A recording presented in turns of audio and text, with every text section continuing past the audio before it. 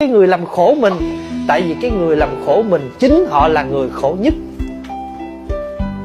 Chính họ là người khổ nhất. Bởi vì thì Pháp Hòa ví dụ vậy nè, Pháp Hòa cầm một cái cục sình, Pháp Hòa luyện ai đó, thì khi trong cái thời gian mà luyện ra thì nó có một cái khoảng thời gian nào cái cục sình nó mới văng tới cái người đó. Nhưng mà thực thể ai là người dính sình trước?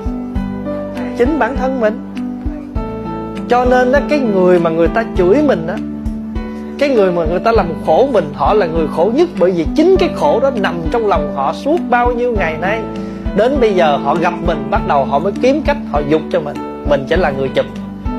Nhưng mà họ chính là cái người nhận cái đó trước. Cho nên với cái cặp mắt từ bi, với cái cặp mắt quán chiếu, thì những người đó mình thương xót họ. Bởi vì họ sống trong khổ đau, trong hận thù mà họ không biết.